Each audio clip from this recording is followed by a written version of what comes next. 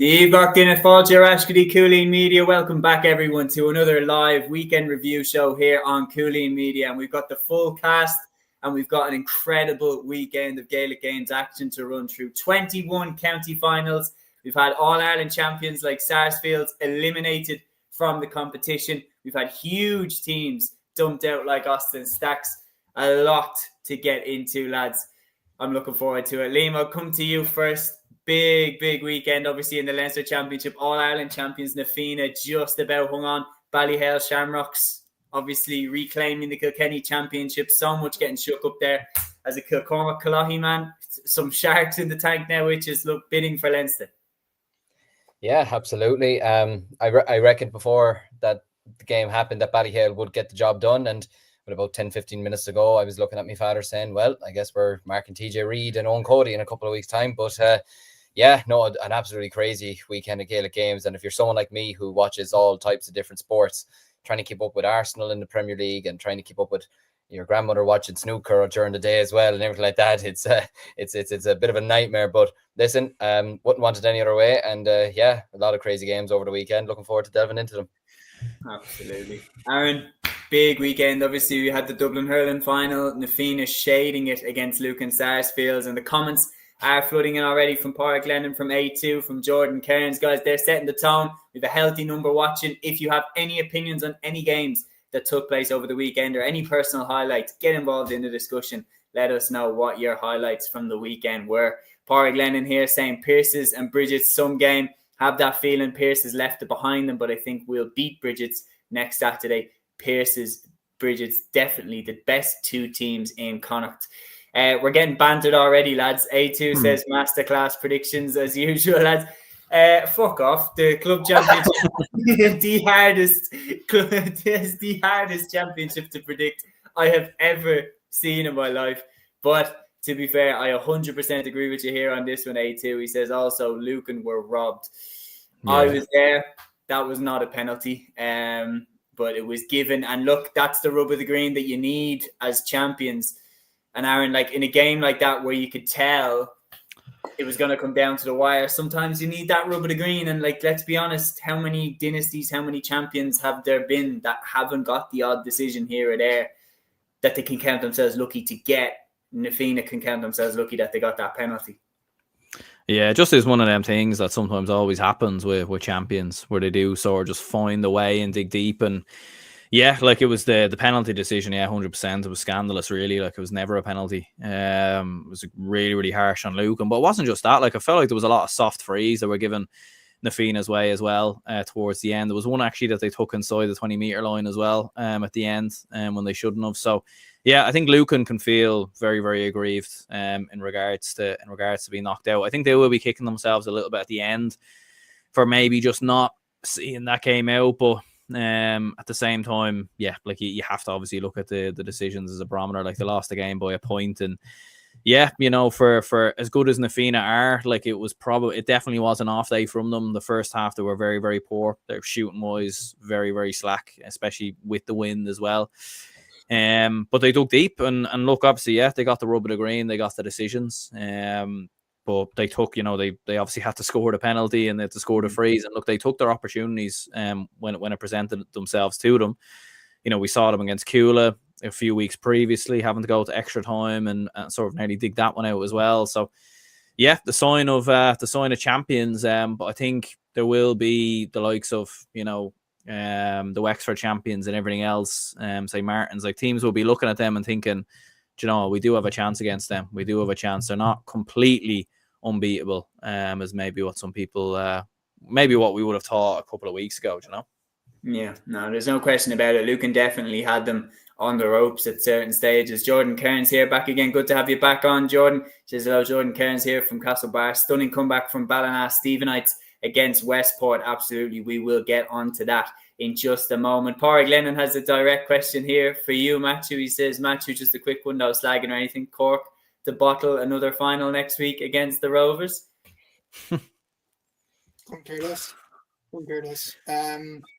Look, Cork City is a fan base that actually many people might not know this, but they actually don't welcome the whole of Cork County. So to be honest with you, I'm from West Cork. I couldn't care less, to be honest with you. Look, I'd love Cork City to win the FAI Cup, but if those fans don't allow the whole county in and support their team, you know, to hell with them. But anyway, look, anyway, onto the GA. Look, it was a good weekend. Obviously, I was at the Cork Premier Senior Football Championship final today, the Bars and Nemo. Let's talk about that, not the FAI Cup final.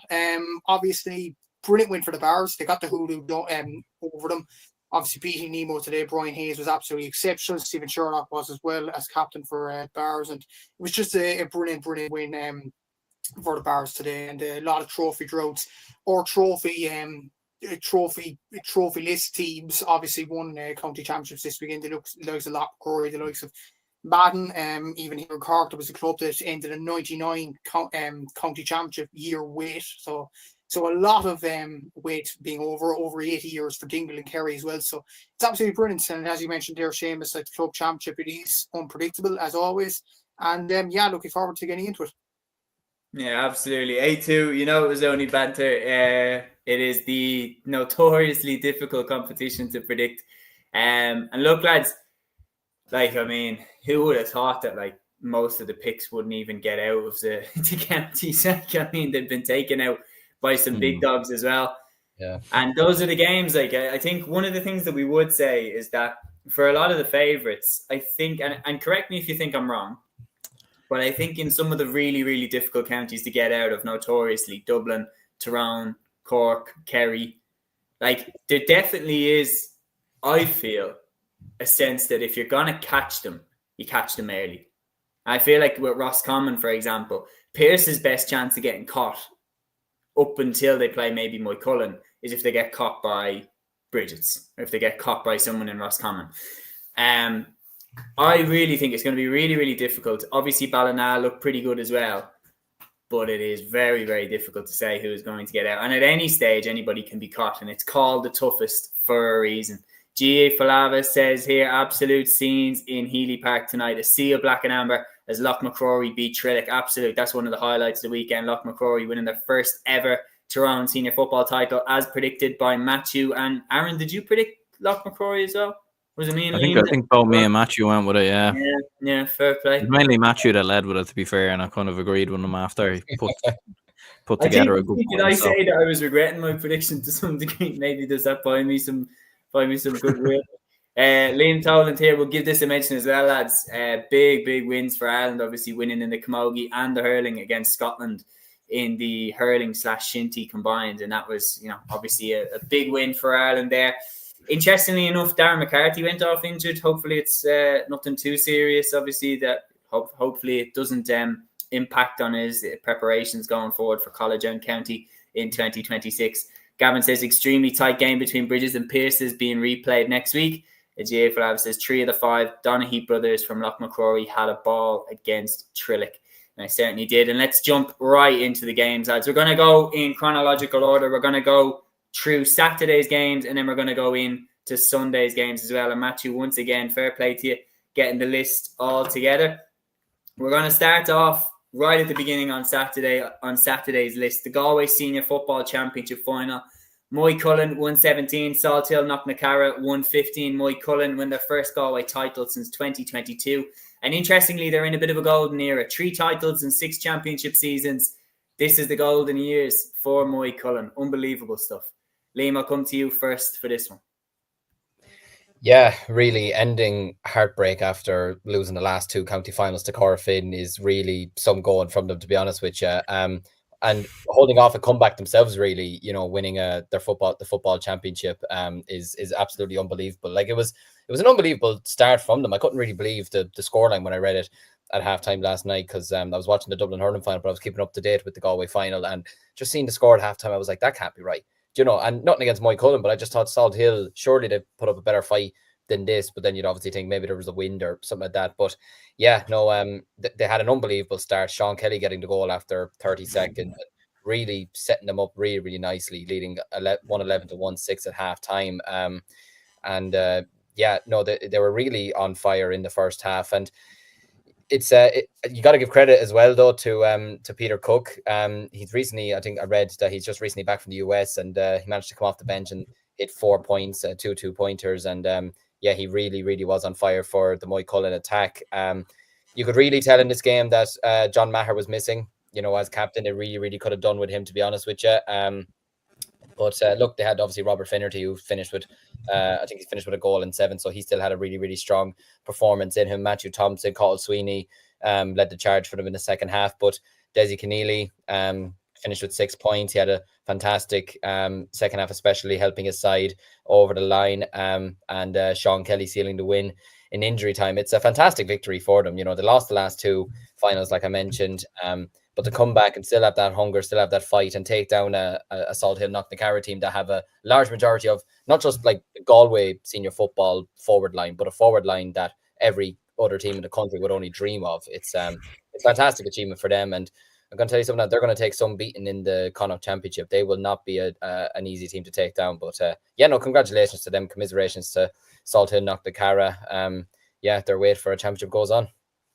Yeah, this was the year where Salt Hill, though, like they started to kind of come good in some ways on the promise. Like you looked at the talent that they had stacked up. But Aaron, we spoke in the run up to the final, obviously on the weekend preview show on Thursday, and we were talking about one of the questions that I put to you, because you brought up John Maher's injury, and I was saying, how much would it make a difference that going into the game you looked at this and said John Maher's out, Peter Cook's back? How much of an impact did that have on the game? I think it made a huge impact, yeah, because I think like with John Maher, like he is one of the more experienced players. Like they have a lot of younger lads, don't they? Likes of Tom O'Callaghan and Matthew Thompson, like Daniel O'Flaherty. Like they are all young players. Do you know that way? So you probably do need a bit more experienced heads, especially in moments as well. Like especially as we were saying, like Moycullen kind of burst into a lead, really, like 111 to 1-6, and especially in tough conditions as well. Like it's such a hard lead to kind of get back going into the second half. So I think, John Maher was a huge miss. I've seen as well, they had one of their other kind of key players, not a county player, but who got stretchered off. So that was obviously a big miss as well, from a Salt Hill perspective. Moycullen, fantastic. As we were saying with Peter Cook, slotted back in, hadn't played any football for Moycullen in the championship, I think, before the semi-final when he came off the bench.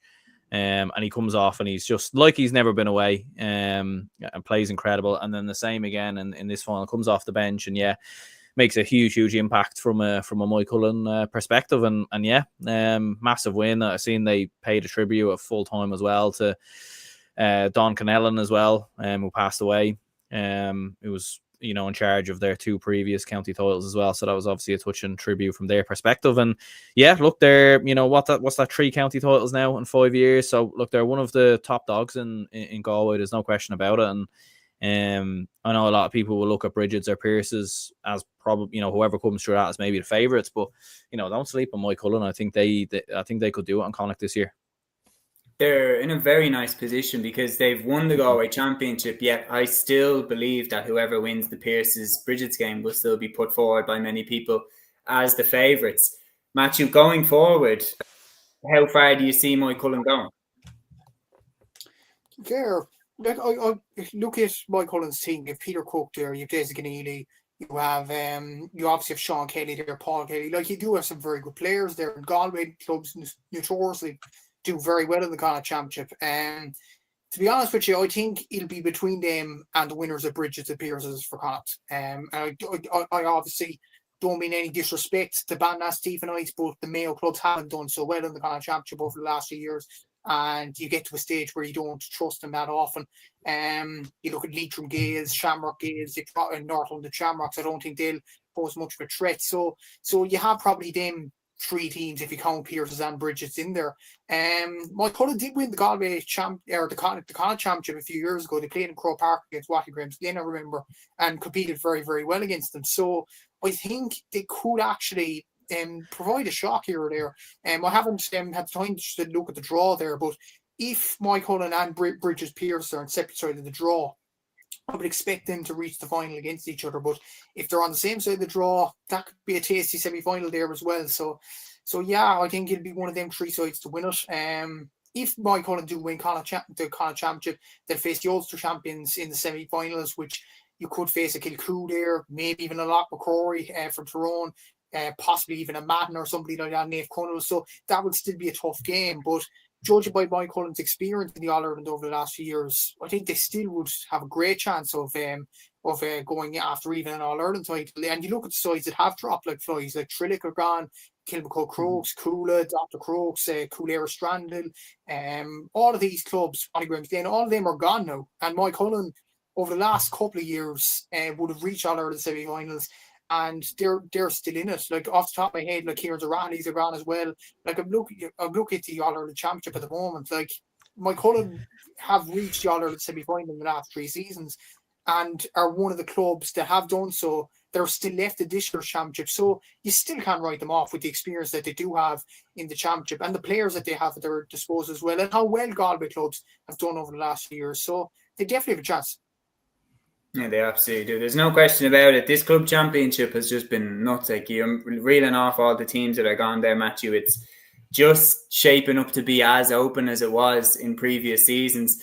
GA Falava coming in again saying, tell me 1 year ago that Loch McCrory would be playing Kilcoo in an Ulster Senior Football Championship game. I would have laughed you up and down. Absolutely crazy.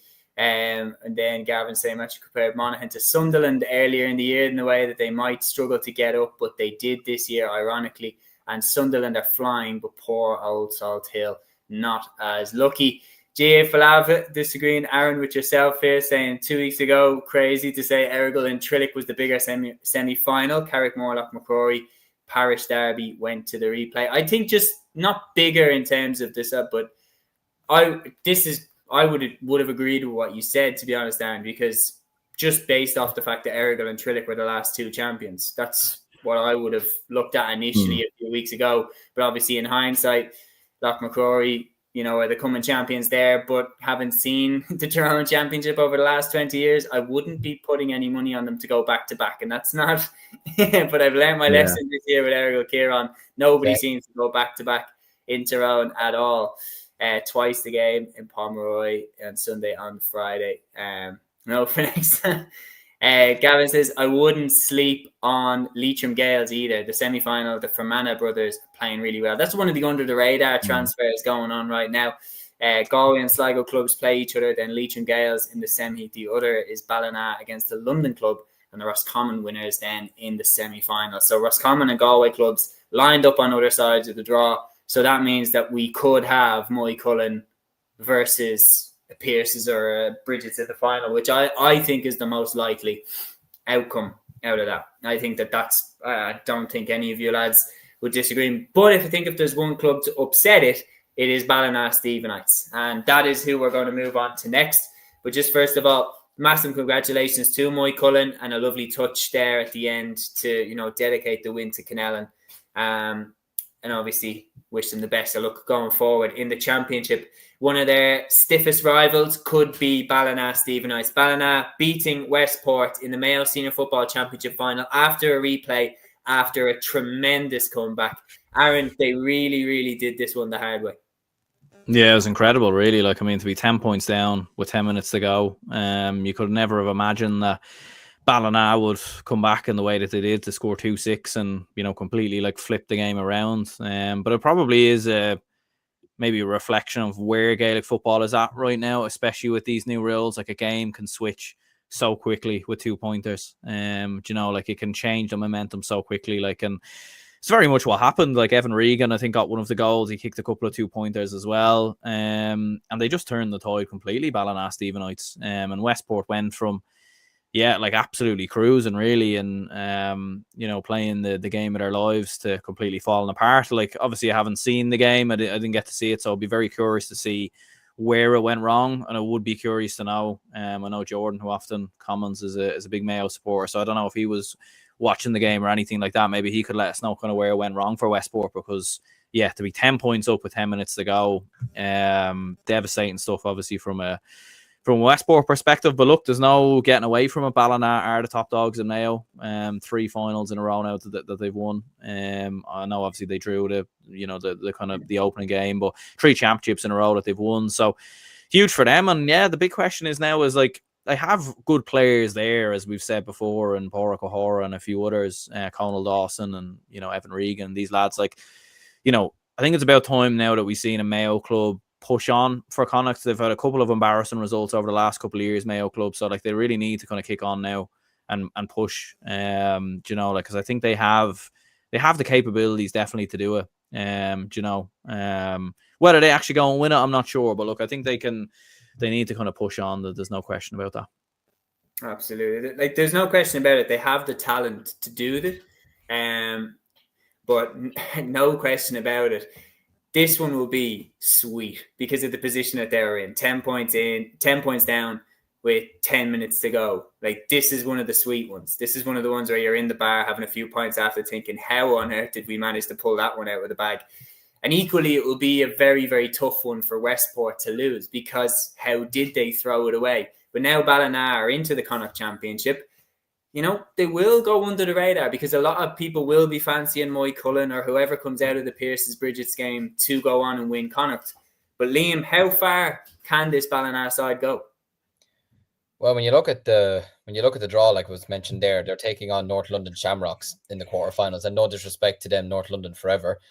But I don't see them losing to them, especially the game seems to be at home as well. And then you go forward to the semi-finals.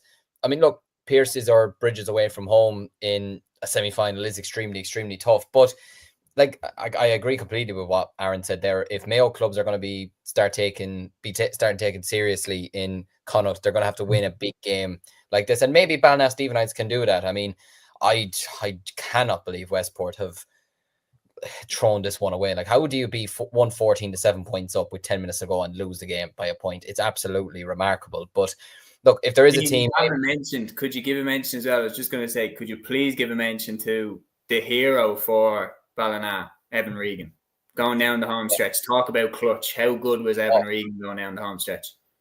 Unbelievable. He scored 1-4 in the final 15 minutes, and the 2-pointer he got, I've seen it online, and the winning score 5 minutes into injury time, those back-to-back scores. I mean, like you mentioned, talk about clutch, especially the one off the left. That was the 2-pointer. That is, like, I don't know how he does that. And the weather didn't look great yesterday either. To be doing that at this time of the year with a real rock hard, solid ball is absolutely unbelievable. But no, it's an incredible way to draw the game back level. It's an incredible way to win the game in the end. He scored 1-8 overall in the end. And yeah, really, if there ever was a player that deserved to go up the steps and bring that cup home, it was absolutely him. He was unbelievable in that final 15 minutes and just over the course of the game as well. But look, they're going to have to start taking the Connacht Championship a bit more seriously. It's no different to any other clubs, county champions in the country. You get a certain amount of ones that, look, fair enough, you win your county title and that's the be all. In a way, that is the be all and end all. At the end of the day, you want to win your county title, but there's a bit of pride in going into your provincial championship, and there's a bit of pride in representing your county. And for me, I think if they want to be starting taken seriously a lot more, look, take care of North London Shamrocks, realistically take care of them, and then go forward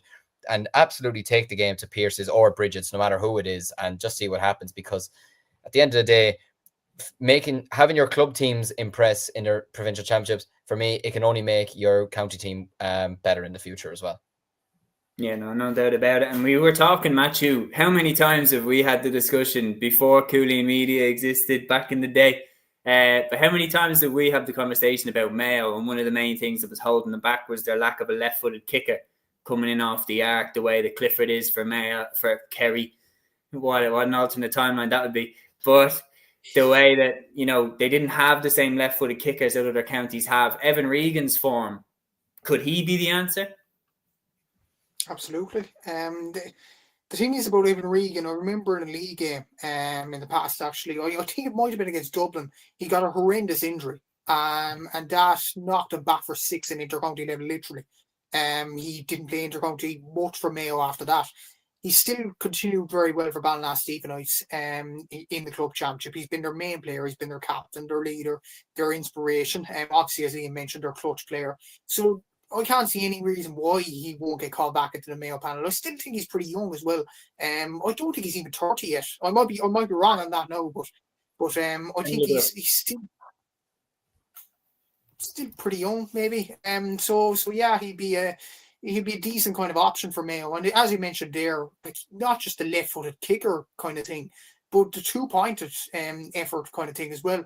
What was Mayo crying out for in the final group game against Donegal? In that game, blown in Dr. Park, two-pointed kickers.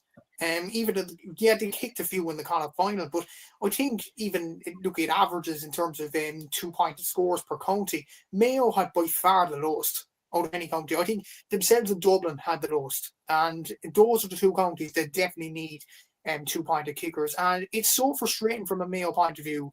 You have the county champions there at Ballinasloe, Stephen. It's not just the county champions this year, but have won it over the last few years. I think it's 3 in a row now, maybe even 4. And you have a guy that has done it year in, year out, and he still hasn't been picked for Mayo. I know he had his injury setbacks, but surely now he's over that now.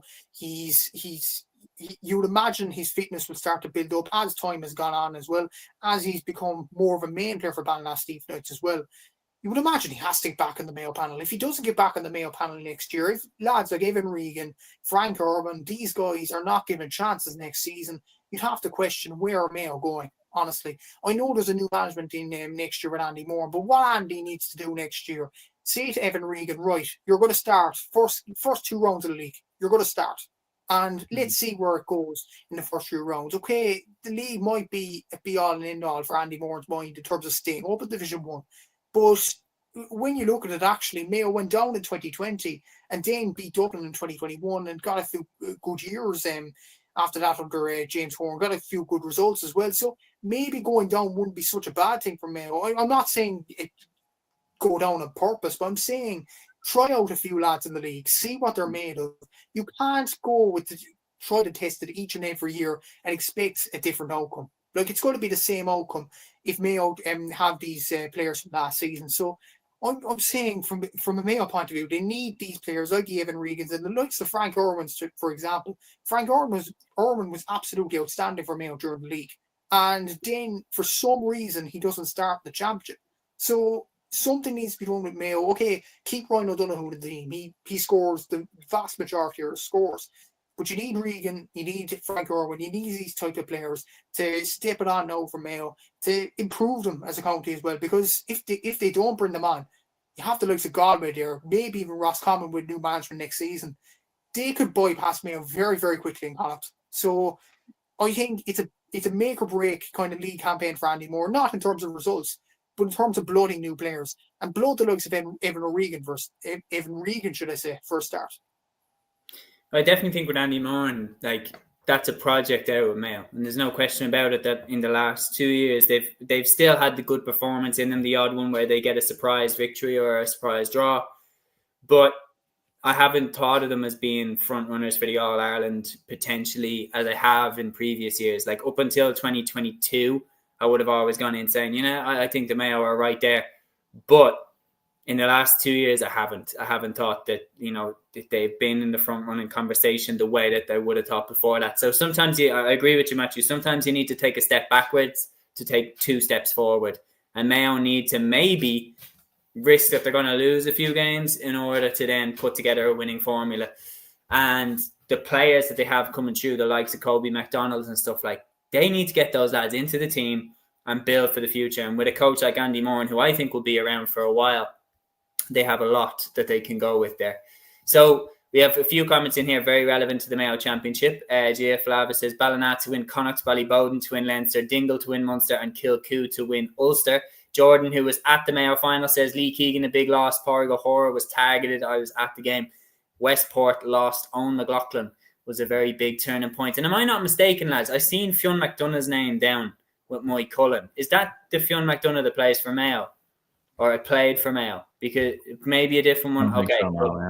Yeah, that could have been a huge, huge loss as well. Gavin says here, the Sligo final didn't really seem as exciting as Mayo or Roscommon, only 2 points each in it at half time. I think Andy will experiment more than McStay did, and Mayo have better underage than Galway at under 18 and 20, so there's no reason why players shouldn't be tried out. Well, we are going to move on. Massive congratulations to Ballinado. They've quietly put together 3 in a row there in Mayo, and now it's about catapulting that onto further success. And Evan Regan, for sure, if I was looking at the Mayo Club Championship, I think their forward line, their full forward line anyway, going into the league has to be Regan, Irwin, Ryan O'Donoghue. That's my full forward line. I love James Carr, but I'd maybe be putting him in the half forward line. And then Kobe McDonald will be getting him in as quick as possible. Switching then from football to hurling. Go for it. Just the thing, Seamus, on Kobe McDonald, would it be much more beneficial to have him at underage? He's still only 18 or 19 years of age. You don't want to rush him in too quickly. He's an excellent player, but like you don't want to. I know David Clifford's an exception, but many other players, you keep him at underage. True. I think, the examples that I'm thinking about of getting him in is, or you'll lose him, like Dublin, Kieran Archer was shooting the lights out at the under-20s level, and then we kind of left him and didn't take him for a couple more years, and then it's just gone off the grid. I mean, we haven't really got him back since. It's interesting you mentioned as well, Matthew, about the 2-pointers. This is a complete side point, by the way, but when you mentioned about us not kicking the 2-pointers, lads, imagine the 2-pointers that Dublin from 2015 to 2019 would have been kicking with the likes of Paul Flynn, Dermot Connolly, Paul Mannion, Dean Rock. Like, it would have been art in front of our eyes. Dean Rock is still kicking 2-pointers. He kicked 2 for Ballymun to knock out my club, Whitehall, and the guy was like, get this lad back on the freeze, will you? He's absolutely unbelievable. But yeah, very good point. I think there's an argument to say that he should stick playing the under-20, but I definitely think at the very least get him in training with the seniors, get him in experience and what it's like, get him in, which I'm sure that they will do. But with AFL kind of sniffing around, you want to make Kobe feel like you've got a place in the Mayo senior team so that he has to at least take that into consideration, because I think a lot of players go because they don't feel like maybe they have enough keeping them here. But because again, if they were to lose Kobe after losing Oisin Mullen, and the impact that he would have had in Pierce Hanley as well, even to go more retro, like Mayo have a history now of losing top class players to Australia, so they will want to keep Kobe McDonald as much as best they can. Jordan says Mayo will win Sam Maguire under Andy Moran in a second or third year, win Connacht and then push for Sam Maguire. A lot of young lads to be brought in and players for 2026 being brought back. Gavin says, Kobe didn't play under 20 this year for Mayo, so I'd say he will play for the under 20s next year. I mean, he'll be a player to keep an eye on in that championship, no doubt about it. Switching then from football to hurling briefly, and this is sticking with the Saturday. Nafina 120, Lucan Sarsfield's 22 points. Nafina make it 3 in a row in Dublin, edging out Lucan in an absolute battle at Parnell Park. Aaron, they were pushed all the way for this one. Yeah, absolutely. You feel so sorry for Lucan Sarsfields in more ways than one. Like they got absolutely everything perfect. They brought so much scoring power from the likes of Paul and Chris Crummy. John Bellew was outstanding as well. They absolutely kicking themselves that they didn't get over the line in the end. And Ben Coffey was outstanding as well, 10 points from him. What was it, 8 points to 4 at halftime? You were thinking, they're actually kind of going all right here because they had the wind in the second half. Albeit it wasn't a huge strong wind, but it was a bit more of an advantage really. And Nafina, they just weren't at their best. They were just probably maybe 10-15% off, a couple of wides, a couple of missed chances, misplaced balls, that kind of thing.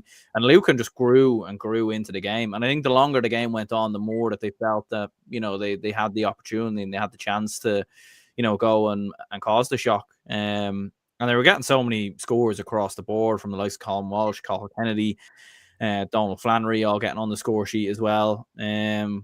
But Nafina found the way, and the penalty, I know we're obviously going to go into it in more detail. As I said at the start, I think it was very, very harsh on Lucan, in fairness. It was very, very harsh, and there was obviously the free at the end that looked like it was inside the 20-meter line, and they found the way. They probably got a few, a bit of the rub of the green. A few decisions went their way. Look, I did see some people online say, it was rigged and all this crack, and and big club Nafina against Lucan, who've never won it, and everything else. I don't think they're a big club too. Lucan are a big club too. Lucan are a big club too as well. It is, you know what I mean? Like they've got this isn't like plucky Lucan going up against the giants of Navina. Like Navina are a big club, but Lucan are too. At the game, I have to say, like I was there standing right on the sideline, and my first reaction was that it wasn't a penalty. That was my first reaction in the moment. Now, again, I've looked at the replays. I think it's very harsh, but I think when you're champions, sometimes you need to get that rub of the green. And sometimes you get those 50-50 decisions where I'm not stunned it was given, but if I'm to tick a box and say whether I think if it was a penalty or not a penalty, I'd probably say slightly wasn't a penalty. I think he got the ball, but he definitely went in hard on Donald Burke, and that's why it was given as a penalty. The penalty decision is going to be the most controversial decision from this game, but it really felt, being there at the game, it felt like Nafina just had that bit of championship experience that by hook or by crook, they were going to win this final. If they had to crawl over the line, they were going to do it.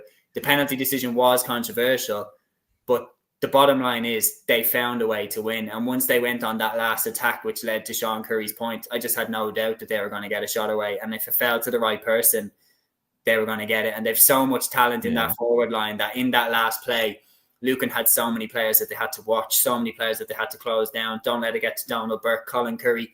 And then it found its way to Sean Curry and he whacked it up and over the bar. No question about it. Their championship mettle shone through in this one. They're 3-in-a-row champions for a reason. You'd be a brave man to bet against them trying to repeat the success that they had last year. Liam, as someone who is a Kilcormac man who may or may not face Nafina now in Leinster Championship should everything fall in that way, what did you make of them and their chances going forward? I think like every other team, they're definitely beatable. There's no question about that.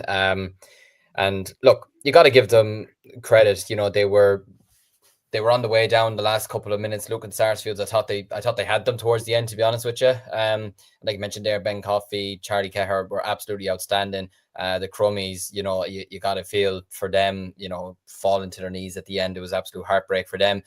Like I thought it was an excellent final, to be fair. I thought the quality in it was absolutely fantastic. Some of the scores that were taken from long range were unbelievable. And yet, look, I've been a big admirer of Sean Curry for the last while. You know, kind of ever since I saw him in the flesh last year against us in the Leinster final, I've been very, very impressed with him ever since. And I thought he had an unbelievable season with Dublin. And look, if it's going to fall to any man, even more so for me than Donald Burke or Colin Curry or even AJ Murphy, who I rate highly as well, it fell to Sean Curry, who was the right man in the right place at the right time, especially with the way he strikes the ball, where he just like strikes it all the way up high into the air. You know, it absolutely suited him down to the ground. But yeah, look, without trying to sound sarcastic or anything, how was that a penalty? Like, there's just no way that was a penalty for me. It was, he won the ball. It was it Ronan Smith that was judged to have fouled him? Yeah, I think it was. Ronan Smith, yeah. Like, I'm sorry, he won the ball fair and square. Like, there was a foul outside the 21, which for me was even harsh itself. But then he won the ball. I don't see how that is a penalty. And look, like you said, it's the rub of the green that you do need in these types of games. And look, the referee, look, I know he's trying his best and he's not going to get every single decision right in a game, but I felt he was a small bit harsh on Lucan Sarsfields at times. I felt Nafina got a few decisions that were a bit, they weren't the best decisions in my opinion, especially that one. I think that one's it will be a controversial one.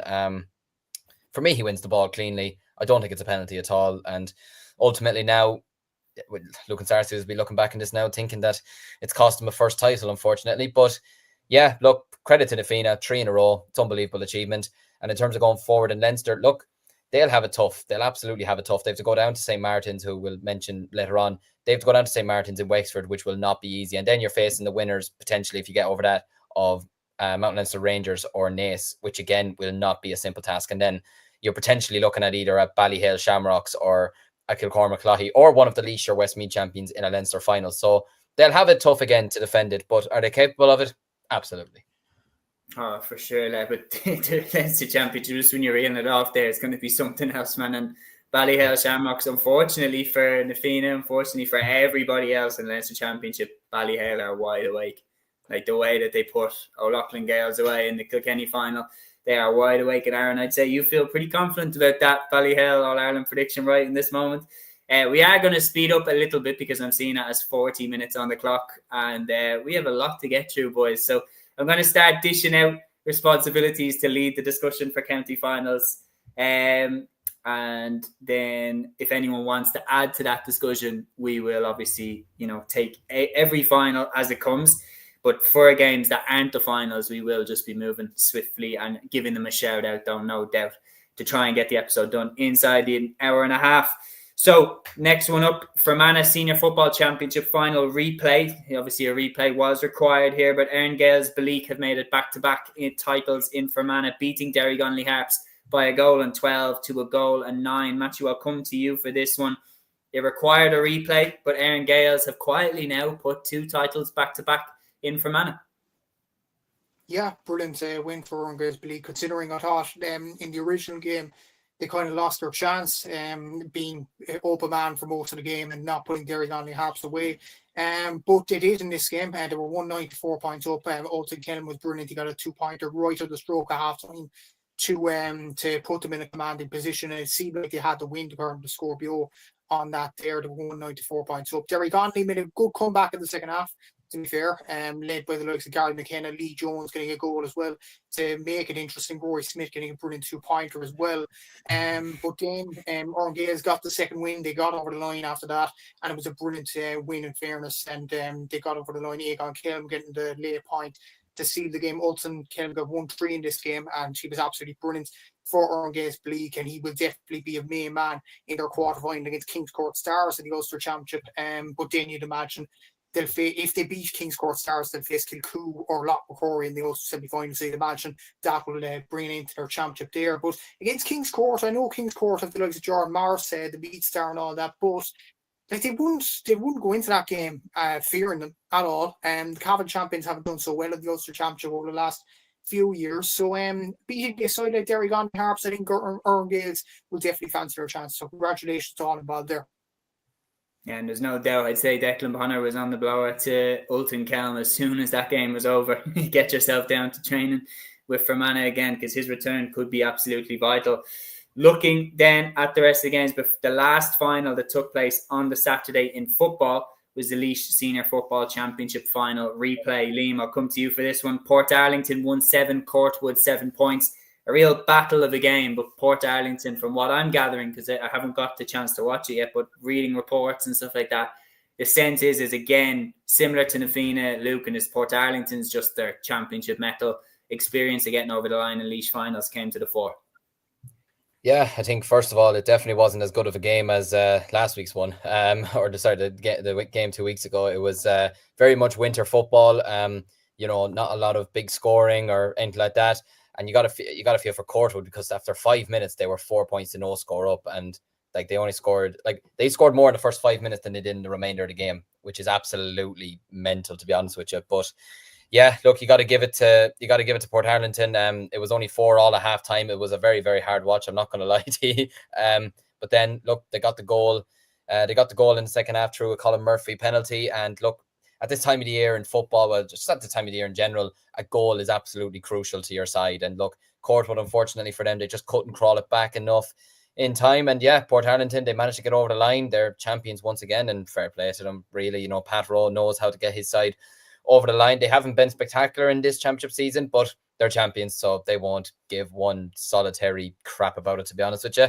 And they'll have O'Loughlin's to take on next week in the Carlow Championship, and I believe that game's on TV as well, so it'll be something to look forward to. It's a quick turnaround, and it's a bit unfortunate that it is like that for them. But look, they're a team that will absolutely be fancying their chances in the Leinster Championship. There's no question about it. They definitely let it slip from their grasp a small bit last year, so they definitely have a bit of revenge on their mind for this year. But a tough away trip for them to start off. But yeah, congratulations to them, commiserations to Courtwood. But I've no doubt they'll be back again next year. They're a very, very solid, proud little club in Laois. Absolutely. Well, they will be back. Port Arlington, though, march on the rest of the games that took place on Saturday, running through the results and giving a shout out to all involved. Limerick Senior Football Championship quarter-final saw Father Casey's beat St. Kieran's 14 points to 11. Limerick's relegation semi-final saw Kildemo beat Napeershig 3-16 to 112, and Ula beat Ballylanders by 2-8 to 110. The Meath Senior Hurling Championship final replay saw Ratoath run away with a 2-22 to Kiltales 4-10. In the Leinster Intermediate Hurling Championship Preliminary Quarter-Final, Nave Breach of Carlow beat Delvin of Westmeath 112-11. Ulster Junior Hurling Championship Preliminary Quarter-Final saw Trua Gales of Monaghan beat Omagh St. Enda's of Tyrone 211 points. The Munster Senior LGFA semi-final saw Comer Rangers of Waterford beat Kilmihill of Clare 215-2-2. Aaron, your prediction going very strong there. The Intermediate LGFA semi-final in Munster saw Clune Mackin of Kerry beat Liz Canner of Clare by 112-16. Leinster's Intermediate LGFA semi-final saw Ballina of Kildare beat Kilo of Longford by a point, 9 points to 1-5. St. Feckin's of Louth beat Screen of Meath 11 points to 7. Munster Junior LGFA semi-finals, my favourite name, Team Donnies, they're out of the championship on penalties. They lost to Cromain 6-5 on 25-metre kicks. St. Patrick's of Tipperary then beat St. Pat's of Waterford 3-12-3-11. The Leinster Junior LGFA semi-final saw St. Columkills of Meath beat Killeshin of Laois by 5-11 to 7 points. The Leinster Junior LGFA quarter-final saw Muckalee of Kilkenny beat St. Moctas of Louth 111 to 10 points. Connacht's Junior LGFA semi-final saw Northern Hearts of Roscommon beat Swinford of Mayo by 4-14 to 5-10, and an absolute cracker there by the looks of things, absolute goal fest. Connacht's Junior LGFA quarter-final saw Menlock Skahana of Galway beat Curry of Sligo 10 points to 5, while the Ulster Junior LGFA quarter-finals on the Saturday, Killeven of Monaghan beat St. Columba of Donegal 3-5 to 110. Cavan Gales beat T Connacht by 3-8 to 1-8. Claudy of Derry beat Lisbon of Armagh by 2-5 to 9 points. And that takes us in nicely to Sunday's game. And I'm going to come first to you, Aaron, here on this one. The Kerry Senior Football Championship Final. History was made in the Kerry County Championship. Dingle end a 77-year wait to claim this championship. Paul Gainey absolutely leading from the front. Unbelievable with 2-2, but an incredible day for Dingle. Yeah, absolutely. An extraordinary day, really. And considering as well, like it was looking, you know, when you were watching the first half, you're thinking Austin Stacks, like what a team, you know, with some of the players that they have, like Armin Heinrich scored an unbelievable 2-pointer. Joe O'Connor got one as well. Ben Murphy looked outstanding. And you were thinking, like, you were watching Austin Stacks and you were nearly thinking, like, this is a team, if they come through this, could genuinely be all-Ireland contenders. You know, and look, and I think the same obviously does apply to Dingle as well. You know, like, I don't think you can kind of take that away from them. And yeah, it felt like Stacks for the majority had the game kind of under control.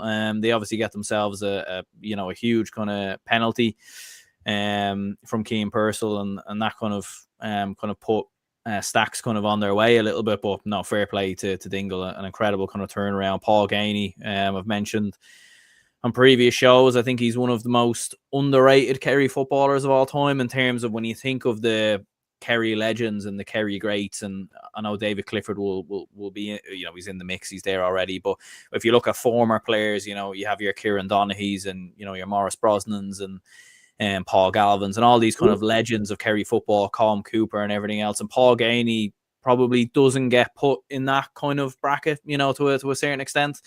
You know, but I think he is, you know, he 2-2 in the final, dragged his team over the line. And yeah, an extraordinary achievement from a Dingle perspective. First title in, you know, since 1948. And yeah, you know, I'll be interested to get your lads' opinions, but I think they probably are the favourites for Munster. Maybe Matthew might disagree with the Bars, but I think Dingle are going very strong. And let's not forget as well, this is a team that came very close to winning you know, the Kerry County Championship a couple of years ago. They've obviously competed in Munster through winning the other championship in Kerry. So they are an experienced outfit, and yeah, I think they're going to be one of the dark horses potentially for an All-Ireland as well.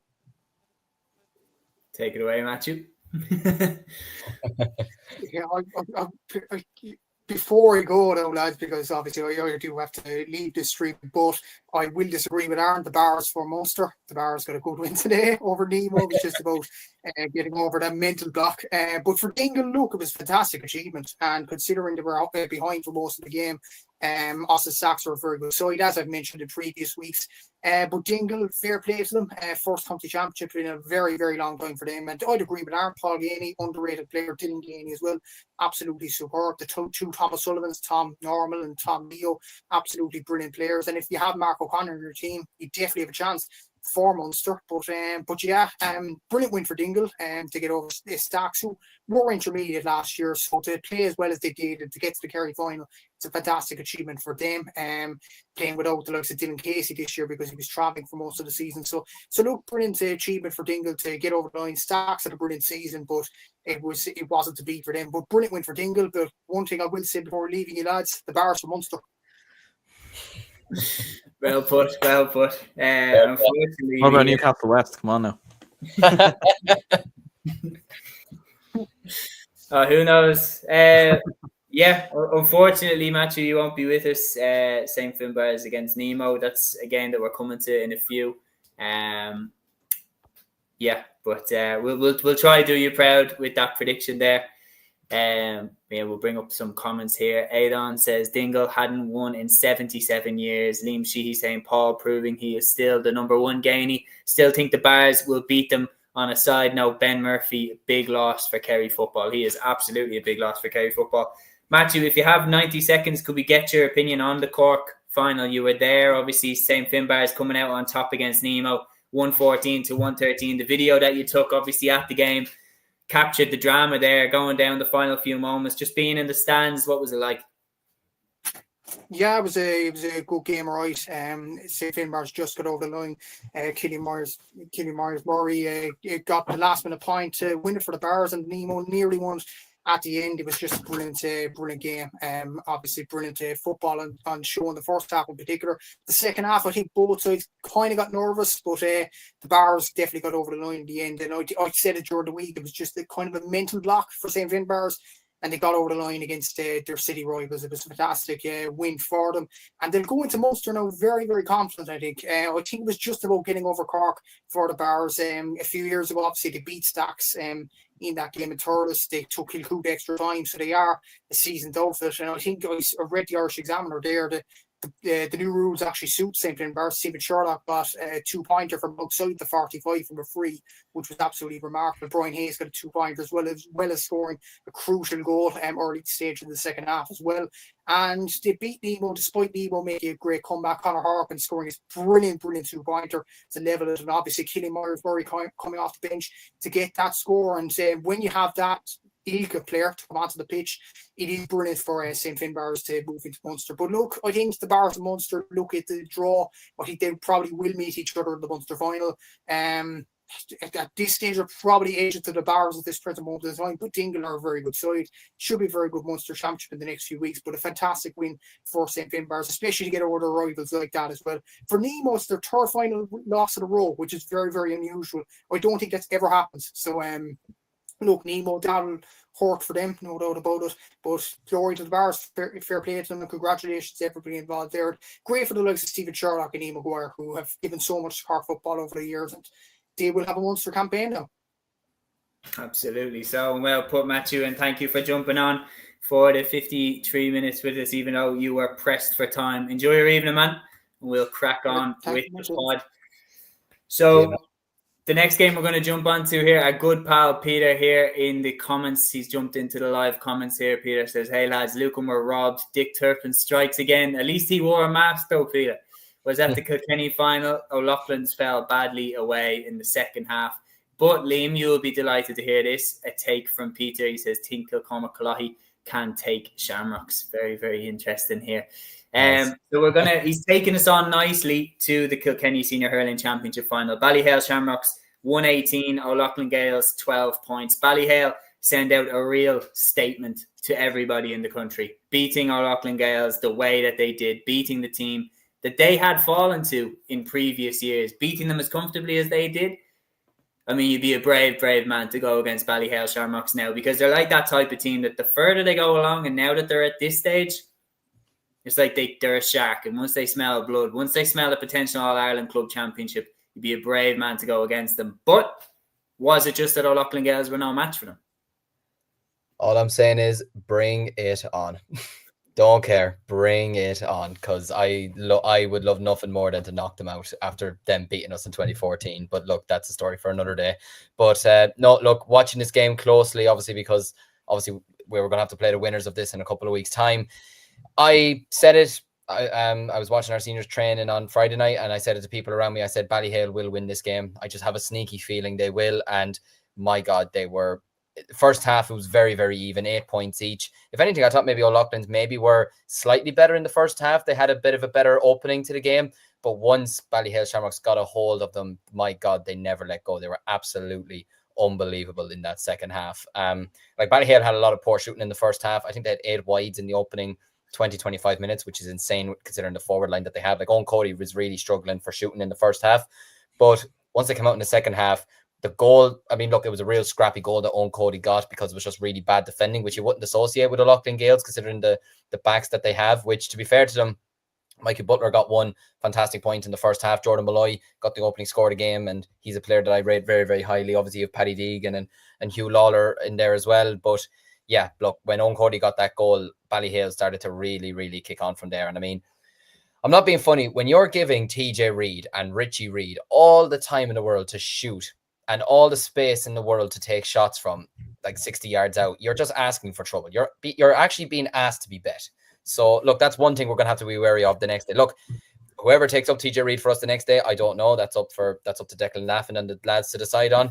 But if there's one thing we cannot do, you cannot let any one of those players, your TJ Reid, your Richie Reid, your Mullins, your own Cody's, to have free shots, because they will punish you 9 times out of 10. And yeah, look, they were 114 to 9 points up, and then there was a late red card for Conor Kelly. Maybe Ballyhale probably a bit fortunate not to get a red card themselves. There was a few scraps here and there. There was one hit on Paddy Deegan, which he had to be held back by one of his selectors to stop going after your man that hit him. But yeah, look, really, but in their forward line, it's where kind of O'Loughlin's have maybe struggled over the past couple of years. They don't have bad forwards, but they don't have enough, maybe as much quality as Ballyhale does. Like, I mean, you had Mark Bergen that, is generally a good forward, but he was kind of quiet enough today. Fiona Maxey started well, but then kind of petered out of the game a small bit. But yeah, Ballyhale reaffirmed themselves as the Kings of Kilkenny. It's their 21st title, and yeah, they're the Kings of Kilkenny again. And look, they are going to take some beating, and I'm under no illusions. We're in for an absolute battle against them in a couple of weeks' time. But it's one that I absolutely welcome. I want to play the best. If you want to beat the best, then you got to go and beat them. And it's going to be down in Kilkenny. It's not going to be simple. But as I said, and it couldn't come back to bite me in the arse, and I could look silly in a few weeks' time, and I could be made a meme or whatever. But as I say, when it comes to my club, I just say, bring it on. Yeah, well put. Peter here says TJ's 12th county medal. I mean, that is an absolutely unbelievable record. I'll just say as well, the media, you just know, over the next couple of weeks are just going to eat up the fact that it's TJ Reid against Adam Screeney. Oh, absolutely. But why wouldn't you? I mean, you're talking about a narrative. I mean, the old guard versus the new guard. Who doesn't like a matchup like that?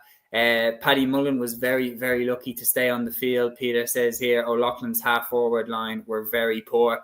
I was shocked because of how good O'Loughlin Gales' defence usually is, how much space they were allowing the Ballyhale forward line. I was thinking, do you know what? Like, if Ballyhale get through this, it's going to be a battle. It's going to be a scrap. TJ is going to get every free that he gets. And I just didn't expect it to be as easy as it was. And Pádraig coming back in here with football, saying only team I fear from Pierce's perspective is if we win Connacht and if the Bars play us. Interesting.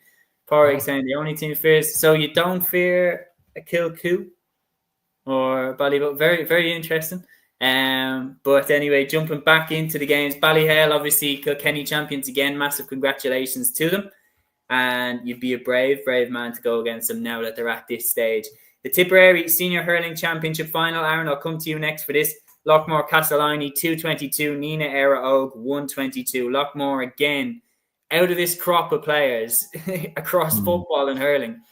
The change that they're getting out of them is absolutely unbelievable. They delivered another county title, again with the same key players that seem to always be doing the business for them, the McGrath brothers. Right at the fore. Unbelievable achievement by an unbelievable club. Yeah, it is. Like, it is some club, in fairness. Like, back-to-back titles in Tipperary for the first time. So, an extraordinary achievement, obviously, from their perspective. Yeah, like, the first half was very even, really. There wasn't much between both teams. It was kind of back and forth, really. Like, Nina got a couple of points from the likes of Jake Morris. Mikey Heffernan was very impressive. And, like, there was only, 1 or 2 points in at half time, but it was really at the start of the second half where Lockmore kind of took over. Like, John McGrath gets a goal. Finishes the day scoring 1-5. So again, like another incredible performance from a John McGrath perspective. Like what a year he's had, by the way. And you're talking about sports personalities of the year and everything else. I think John McGrath has to get in the conversation, in my opinion. Like absolutely incredible stuff from him. Liam McGrath gets a goal as well, and just kind of knocked the stuffing out of Nina Rogue. I know they got one in between from Mikey Heffernan, but towards the end, really, it was comfortable enough. A couple of late points from the likes of Jake Morris and Mikey Heffernan, who was outstanding in his own right, like 1-7. But yeah, massive result from a Lockmore, Castellini perspective. Noel McGrath with 2 points as well. So incredible kind of stuff from them. Lee McGrath with 1-3. So many McGraths in Lockmore. They really do kind of rule the roost there, don't they? But Kieran McCormick played well as well. 3 points from him. And yeah, I think Nina Arrow probably did show. Like I think Lockmore just had a bit more kind of experience kind of going down the home stretch to kind of navigate that game. It felt like when the goals started going in from Lockmore, I think Nina Arrow just looked a little bit kind of stunned, and it took them a while kind of to kind of get back in their groove and everything else. But yeah, it'll be interesting. Like I agree with Peter's comment there as well. Like Lockmore could be dark horses. Because, like Lockmore play, I think Aero from Clare, if they win that, they then get into the final. Look, Aero have got some brilliant players as well. But I think for Lockmore, this will be the big one now, really. Like they've won a couple of Tipperary titles.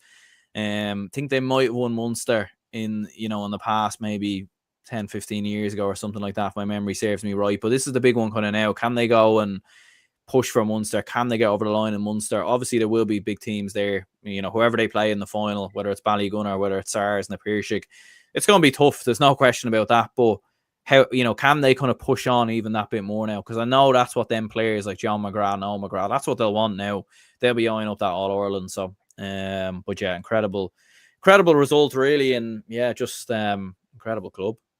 Incredible club, but it's interesting enough, lads, it's the last one left, really. If you're talking from a hurling perspective, like for the McGrath brothers, it's the jewel that's missing from the crown. Is that going and winning a Munster, going and winning an All Ireland Club Championship. They've won everything else. That's the last one, and there's no doubt about it. While the success continues for now, that window will close eventually. So they have to capitalise on the here and now, and there's no doubt about it going forward in the championship. They will be a difficult force to stop, no question about it. We will move to Roscommon, and I do apologise. We're going to do Roscommon and Tyrone back-to-back, and I apologise to GA Falab, I apologise to Gavin O'Reilly, keeping you waiting so long. We're going to move to these games now, and hopefully you're still with us, and hopefully you're still watching. But let's jump into the Roscommon Senior Football Championship final. And I'm going to go to Liam for this. Liam, you obviously picked Pádraig Pearses to win the Connacht Championship. Was your heart in your mouth looking at this one? St. Bridget's and Pearses going to the wire, and a replay will be needed to separate them. Well, shout out first of all to Kevin Egan on doing the commentary for Clubber. Absolutely unbelievable. Great pal of mine doing the commentary for them. And we have great banter with each other at all the Athlone Town women's games and all the Offaly games as well. So shout out to him, did a great job. But yeah, look, I was watching the first half, and then look, the Kilkenny final was on, the Offaly final was on, so I was only kind of half keeping up with it. But I'll be honest, when I saw St. Bridget's got the goal to make it 1-12 to 11 points, I thought, right, that's it. There's my prediction gone, and I'm going to look like a donkey once again. And Aaron's going to have one up on me here. But then I check at 60 minutes gone, and I just get this burst of excitement on the couch, seeing that Pádraig Pearses are gone in front, and I'm like, what is after happening? But of course, my day had to be ruined by Bridges coming up with a late equaliser to steal my thunder. But no, look, and it just shows how far, well, I wouldn't say how far out, but it just shows that these two sides are the best side in Roscommon, and there's no question about that. It was a great final, to be fair, 115 each at this time of the year as well, with the weather that was there today is absolutely unbelievable. But look, you got to give credit to both sides. Bridges were absolutely unbelievable in the first half. I kind of figured they had the wind in the first half with some of the scores that they were kicking from distance. You had Ben O'Carroll, who was on fire in the first half, Brian Stack, Eddie Nolan, Rory Fallon. They were really, really on fire for Bridges in the first half. They led 11-5. Pearses fought back fairly quickly in the second half. That's kind of where my hope started to come back a bit, that they brought it back to 11 points to 12. But then the goal that came from Robbie Dolan, it started making me think, right, okay, this is going to be a lot more difficult for Pearses to come back into. But then, they edged ahead with They edged ahead thanks to Adam McGreal's goal, which about 10 minutes ago, I believe it was. And then they got a fine. There was a great 2-pointer by Ronan Daly, and it looked like they had it. They looked like they had it won. I thought Declan Kenny, I thought I was going to be buying him pints for the winter, but unfortunately, from my perspective, Paul Carey, it's free in the last minute, went wide, and unfortunately, they have to go to a replay, which I thought it's a bit harsh, considering that it'll be a quick turnaround for them to go straight into Connacht. I thought maybe they could have played extra time, but look, that's like we keep mentioning, it's always different. It's different for each championship, and it's always difficult to know which is the best way to go just at this time of the year. But yeah, cracking final. And yeah, both me and Aaron's prediction lives on another day. Absolutely. Gavin is pointing that out there. He says, insane game. Both Aaron and Liam's predictions still alive. They're alive for one more weekend only. Pádraig Lennon says it was a tale of two halves. The wind played havoc. It absolutely did. Gavin says like they both could have won it in the end. Bridges had a free but messed it up, and so did Pearce's straight after, and they also missed their one. It's one of those where I think they'll both be sitting there thinking we could have won that, but then when they sit down and get over the initial emotion, they could also think, yeah, we could also have lost it. So maybe they take the replay and a chance to do it all again. But interestingly, do you think it might impact them badly going into the Connacht Championship? Would you rather have gone through, let's say, for example, that Ballina and Westport hadn't have gone to a replay. Let's say, for example, they'd gone to extra time and penalties and Ballina had come out last week. Do you think that Ballina would have the advantage over maybe playing against Pearce's or Bridges, whoever comes out of the championship? Because Pearce's and Bridges now are going to have to go through the ringer again. Whoever comes out of this is going to have a few cuts and bruises, a few injuries, everything like that. Who do you think holds the advantage? Because yes, they will have them, but they'll also be one game stronger. They'll have a hell of a lot of more of a test than the Mayo champions will, in my opinion, against North London Shamrocks. So who holds the ace card going into that game potentially between the two sides? Because I think they look destined to meet. Yeah, it's an interesting one, all right. Like I suppose with Ballina, like they went to a replay themselves, didn't they, with Westport? So they kind of did get that extra game in themselves. I think having that game first of all against North London Shamrocks, like look, obviously London clubs in the past have caused surprises. Ballina shouldn't sleep on that game, to be honest with you. It's not going to be a foregone conclusion. Those games can be very tricky. So Ballina, like provided they do come through that. And then the winner of Roscommon, do they go straight into the semis? Is it? I haven't seen the draw. They go straight and they play the winners. Yeah. So yeah, look, to be fair, there'll be a 2-week turnaround there, is what Pádraig said. So I don't think it would be too bad, to be fair. I don't think it would be a significant kind of advantage or disadvantage really. I think both sides would be probably going in on a similar kind of spectrum. Maybe we'll see Ballina having played, gotten a win under their belt in Connacht first of all, whereas the winner of Roscommon, will still be riding a high, be out celebrating and everything else. So maybe slightly benefits Ballina, but at the same time, whoever comes through Roscommon, whether it be Pearce's or Bridget's, they've been in Connacht before. They know how this works, and they've won these type of games in the past. So I don't think they'll be I don't think they'll be getting too carried away with any celebrations, whoever does come through. Yeah, no, Pádraig and Gavin both making great points there. Ballina will have it tricky because they have to travel to the High. That has to be taken into consideration as well. And Gavin also saying, but on that point, like Roscommon were knocked out in June. Roscommon Club Championship should have been a few weeks earlier for more space for these scenarios. If they wanted to do the replay, obviously that's two really, really good points. It'd be really, really interesting. I think it's an absolute flip of a coin for who takes this in the replay. You can make the case for either side. It's going to be really, really interesting. Matthew has covered the Cork Premier Senior Football Championship final, so we're going to move to Tyrone. And what a result this was, lads. History made in Tyrone. Loch McCrory win their first ever Tyrone Senior Football Championship title, beating Trillick by 18 points to 2 goals and 11, beating them by a point. Once again, we have a new winner in the Tyrone Championship. Nobody's gone back-to-back since 2005. Their record as being the most competitive club championship speaks for itself now. But what a win for Loch McCrory. And the talent that they have, the likes of Owen McElhone. You wouldn't want to play them in the Ulster Championship. They definitely are a serious threat. Yeah, absolutely not. Like, I memean, it's an incredible kind of win from a Loch McCrory perspective, like winning it from a first time. Like, yeah, like to beat Tralee. But I know obviously that comment earlier kind of saying about me kind of mentioning about Tralee and Ergo Kieran being the better game. So I do apologise to any Loch McCrory faithfuls or anything like that. I was just looking at it more from a neutral perspective, as a non-Toronto man. But yeah, look, incredible result for Loch McCrory. Like 2 goals from Kieran Daly for Tralee. One in the first half, one at the start of the second half. And you're thinking Tralee are looking fairly strong. But no, like Loch McCrory with Owen McElhone, with Rory McCullough as well. Dug deep and some brilliant scores in there as well. Cathal Donaghy was outstanding in around the middle, scoring 5 points. And Gareth Donaghy's the man who wins it kind of at the death. So an incredible story. It very much is in line with the Tyrone Football Championship over the last couple of years. So many different winners.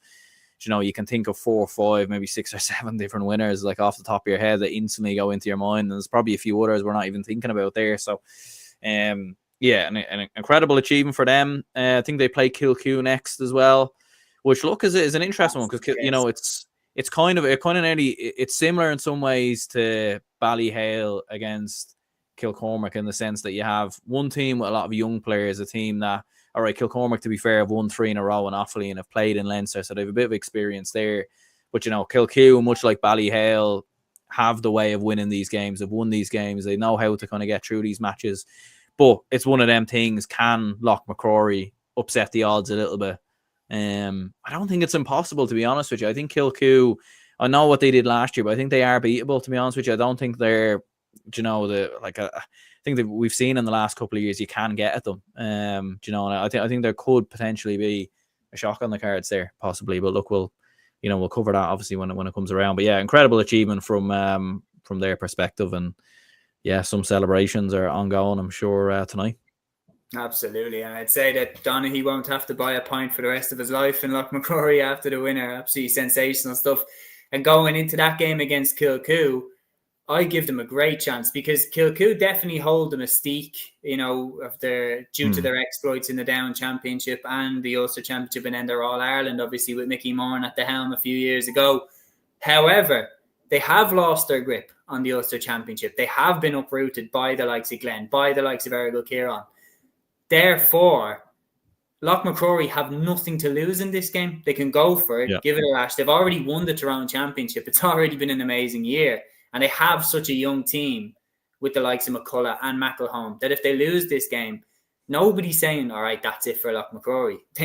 We expect them to come back, even with how competitive the Tyrone Championship is. So they got nothing to lose. They go in, they give it everything they have. And I really think that they can turn Kilcoo over because we've seen Kilcoo be beat now in the Ulster Championship. They were a little bit ropey up until the Down final. Like they were, that's one thing that will get forgotten about, but they did, try their luck in the Down Championship. I fancy that if the conditions are right, that Loch McCrory might be able to beat them. Now, we have seen last season, Scottstown were fancied to go and beat Kilcoo. Kilcoo blew them out of the water. So there is still bite in Kilcoo, no question about it.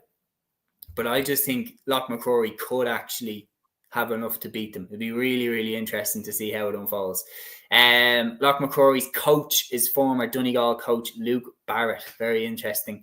Gavin says, that's a deadly game. Kilcoo could get ambushed. The Cavan champions nearly bet them last year in Ulster as well. Just with an eye on the time, I am going to speed it up. So, Liam, I'm going to give you the next game, which is the Armagh Senior Football Championship Final. Madden beating St. Pat's Cúilín by 20 points to 9. When we were previewing this game, I tipped it to Madden, but by God, I didn't think it was going to be by 11 points. No, certainly not. No, it's a bit of a mad scoreline, to be honest with you, to be reading it that way.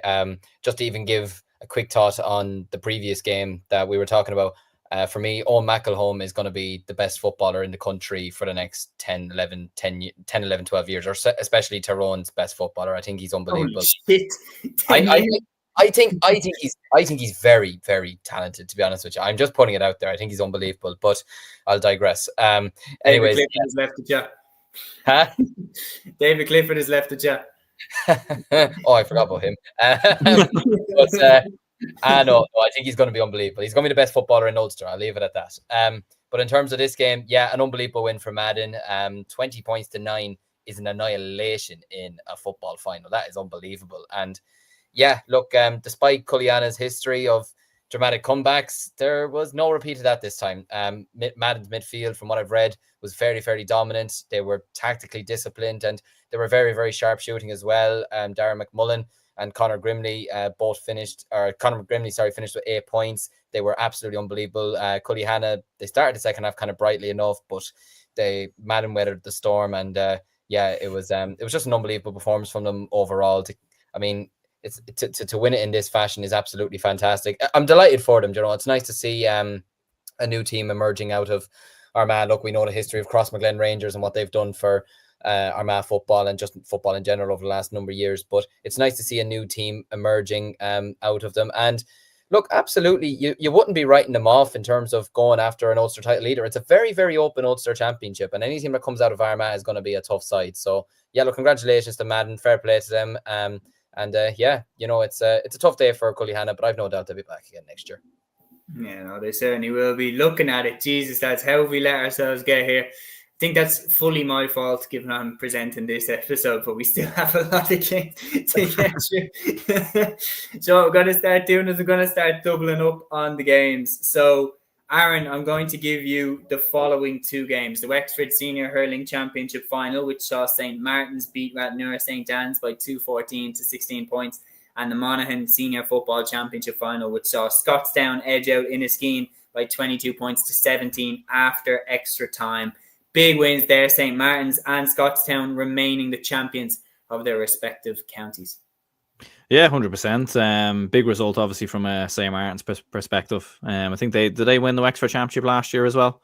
Yeah. And they have kind of been fairly dominant from a Wexford perspective. Like, just looking at it, kind of flicking through Scorpio, seemed kind of even enough probably in the first half, but it feels like towards the end of the game, really, that's kind of when St. Martin's really kind of pulled away. A goal from Barry O'Connor. Mike Coleman obviously gets one, kind of 20 minutes from the end.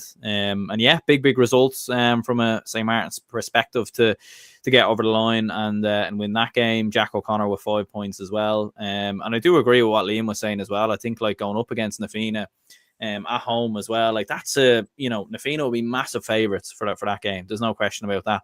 And I feel like with Nafina, it's one of them where, as we've mentioned previously, if you get them in the kind of earlier rounds, because they might click into gear and even find another level to go up on by the time a Leinster final comes around, that way. So that's going to be very interesting to see.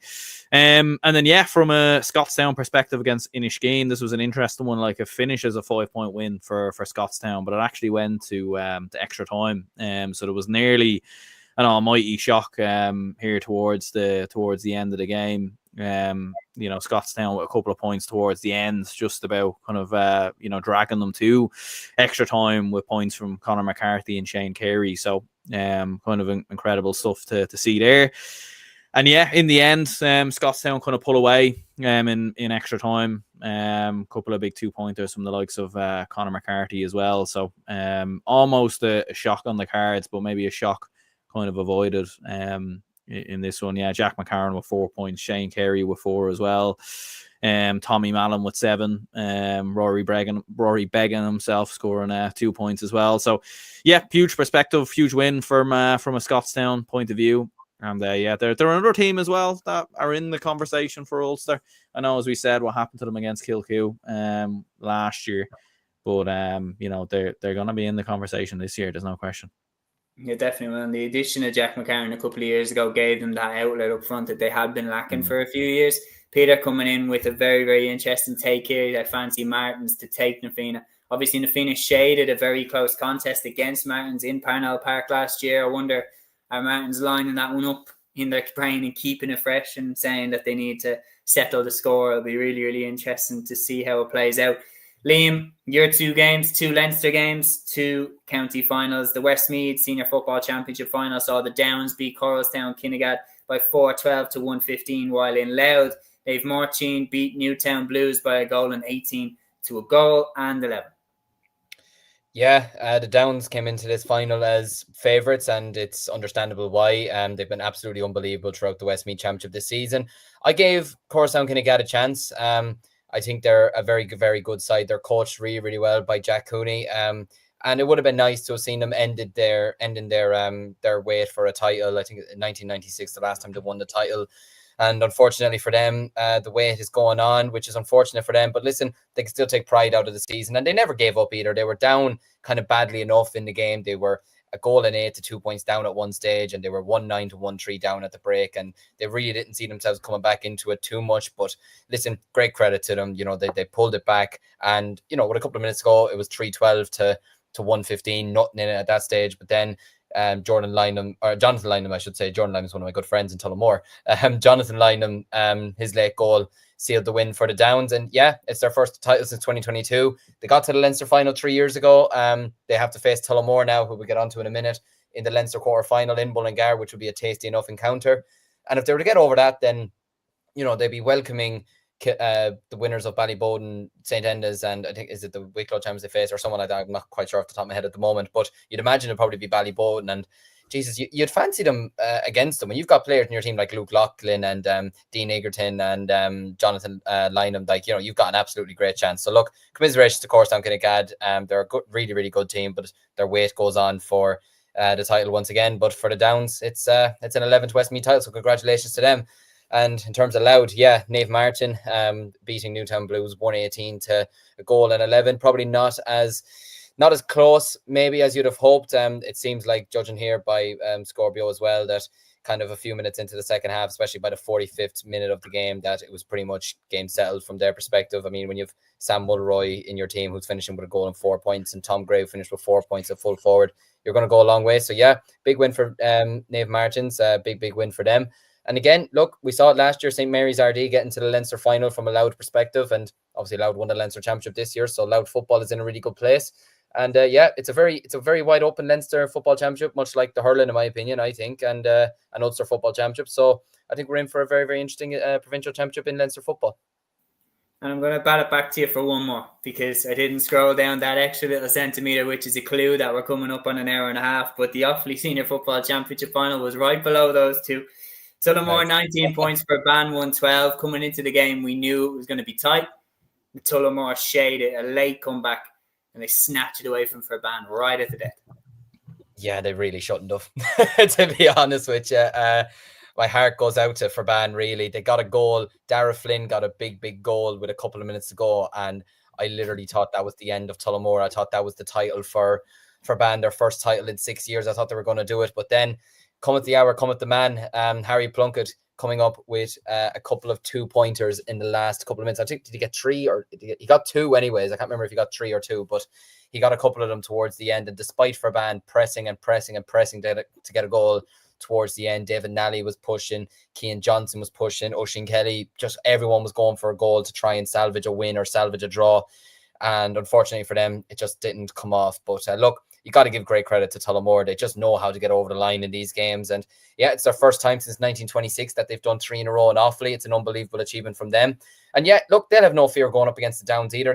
They got the hoodoo of not winning a Leinster Championship game since 1977 off their backs last year, and put up a great fight to Cúilín in the semi-final. And look, they'll go into the Downs game with absolutely no fear. When you have players like, the 2 Plunkets, Harry and Luke, when you have Killian Burke, you've Cormac Egan, you've Mike and Dan Fox in your team, John Furlong, all these types of players, then you'll be confident going into any sort of game. Niall Furlong, who had an outstanding game today in around the half-forward line midfield. So, look, congratulations to Tullamore, commiserations to Furban. It's another tough defeat for them.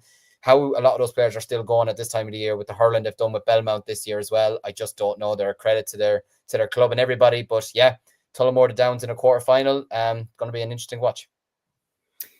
Absolutely. So, Aaron, your final 2 is the Sligo Senior Football Championship final replay. And interestingly enough, shockingly, all 4 semi-finalists now are gone from last year. Cúilín Strandhill beaten and fairly handy by the looks of things by Shamrock Gales, 2-11 to 8 points. Obviously, Gavin was talking earlier about how poor the first half was and how low scoring the first half was. But in the second half, Shamrock Gales pulled away for a 9-point win over Cúilín Strandhill. Really, really interesting to see there.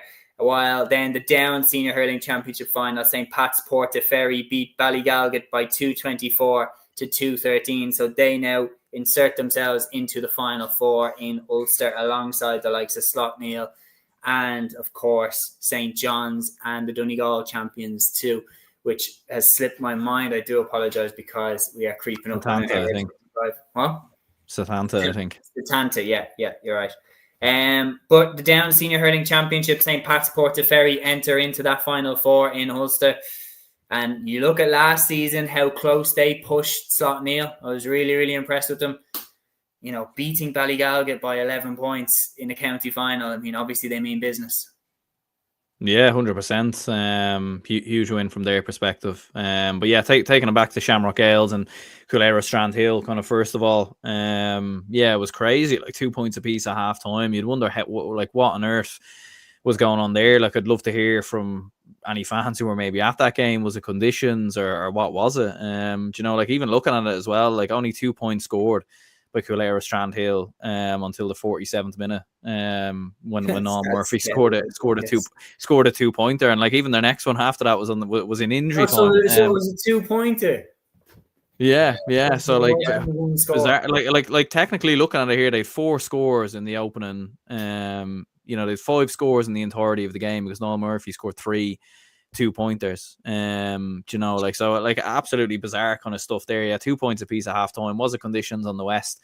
I don't really know. I'd love to know from you know, from those kind of fans' perspective. But yeah, like when you factor in as well, like Cúilín Strand Hill, not only what they achieved last year, but they were 5 points up in injury time. I know we mentioned it previously before in the first game, and obviously that kind of went away and went the other way. So incredible stuff. Look, from a Shamrock Ales perspective, you know, David Quinn, who was the hero of the last day with the late penalty, scored 3 points. Shane Dignan as well with 2-3.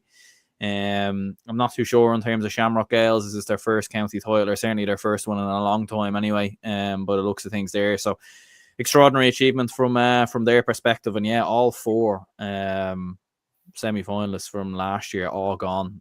So yeah, extraordinary kind of stuff there. And then yeah, in terms of the Down final, big win for St. Pat's, as we were saying as well, 224 to 213 for Portaferry. And yeah, as we've seen in recent years, they have been fairly dominant in Down, and have kind of come quite close as well in a few different finals as well, or you know, come quite close in Ulster. So big win for them. Cathal Coleman with 1-8 there. Owen Sands with a goal. Noel Fitzsimons with 6 points as well. And from looking at it there, looked fairly comfortable from what I can see from looking at a report here. So yeah, big win for them. Absolutely, and just keep harping back to that game against Slough-Neil, but that was a battle in that Ulster final, and you know, Portaferry would have been every bit worthy to go through to the All-Ireland semi-finals that day. So be really interesting to see if they can go one step further. Peter has departed the pod. He says, great review, lads. Thanks a million. Enjoy the rest of your bank holiday weekend. See you Thursday evening. We will be there, Peter, and we'll be buzzing to have you back with us again. The final county final then from the weekend has produced arguably the biggest shock, Liam. Unbelievable results here. Athenry beating Sarsfields. The All-Ireland Camogie champions are no more. They don't get out of Galway this time. What a win for Athenry. And another prediction gone. I'm getting sick of these predictions going. I'm not going to lie to you. But bankers just don't come true. Yeah, how many of you got left? I feel like you've had most predictions. I know. Not rub it in. But I feel like I'm at a poker table, and every time I have like an ace king, I fucking lose. And then anytime I have like a 7 and a 6, I win. It's like anytime I'm like not 100% sure. We're probably all gonna get it wrong. Yeah, because I was 100% sure about Errigal that they'd at least come through Ulster. Don't even get it. Once KK wins Leinster, I don't give a shite. But still, at the same time, like, do you know what it is? Joking aside, great credit to Athenry. It's their first title since 2009, and you can't be anything but happy for them to win this game by 3 points. Sabina Rabbit getting 6 points. There was also 2 goals by Emer Keane, and yeah, look, it's an unbelievable win for them to take down Sarsfields. They nearly did it last year. I think it was extra time that they lost to them last year in the semi-finals. So yeah, look, it's an unbelievable win for them. Congratulations to them. And yeah, if you're taking down a team like Sarsfields, then you're really blowing the entire Camogie Championship wide open after that. Because we were there saying that we felt maybe the only team that could maybe catch them could be a Dixborough maybe, or there could be a few other teams as well. Vincent, I think you'd mentioned as well. But yeah, look, you've heard of Sarsfields as well, who won 11 points to no score remarkably against Clan Morris, and there was only 2 players that scored in that game as well, which is even more remarkable, just to give that a quick mention. But yeah, no, unbelievable win for Athenry. Congratulations to them. I'm sure there'll be some drinking done there this evening, and the field of Athenry will be sung majestically for the rest of the week. But yeah, look, it's a big shock in the Camogie Championship. It absolutely is. And the thing is as well, what's the sweetest way to win a championship is to beat the best team. And there's no doubt about it. Sarsfields have been an ever-present at the All-Ireland stage for the Camogie Championship. Whenever they're not winning them, they're there. Right? They're always kind of sniffing around the All-Ireland. They've been ever-present. To beat them, there's no question about it. You're the best team in Galway now. And that the confidence that will give them going forward is unbelievable. They've shook up the Camogie Championship. It'll be really, really interesting to see how the rest of it plays out now. And that's the county finals covered. So just running through the rest of the results from Sunday. You can start to deflate, lads, because we're on the home stretch now. But looking at the rest of the games, the Waterford Senior Football Championship second semi-final of the weekend saw Rathgormack beat Abbeyside by 115 to 114. The second quarter-final of the weekend from Limerick saw Mungret St. Paul's beat Monaleen by 112 to 110. Ulster Junior preliminary quarter-final saw Munster Connacht of Cavan beat Ardglass of Down by 619 to 110 in a bit of a mad scoreline. The Munster Senior Camogie quarter-finals, Turles Sarsfield sending out a bit of a statement here with their defence. 11 points to no score. They beat Clan Morris of Kerry. Newcastle West of Limerick then beat Aina Kilnamona of Clare by 110 to 9 points. The Leinster Senior LGFA quarter-final saw Dunshaughlin of Meath beat Ballynamere of Offaly by 5-12 to 210. Milltown of Westmeath beating St. Lawrence's of Kildare by 1-7 to 6. Tinnahealy of Wicklow beating Old Leckland of Carlow by 2-5 to 1-7, while Kilmacud Crokes put a bit of a beating on Portlaoise 3-15 to 5 points. Munster Senior LGFA semi-final, the second one of the weekend, saw Southern Gales of Kerry beating Brian Barrows of Tipperary by 2-10 to 3 points. The Munster Senior B LGFA semi-finals saw Glanmire of Cork beat Nagale of Kerry by 6-15 to 4 points. Kilmurray Ibrakin of Clare beat Ballymacarbry of Waterford by 4-8 to 6 points. The Munster Intermediate LGFA semi-finals, Nave Aubin of Cork beat Moycarkey Boris of Tipperary by 2-15 to 2-9.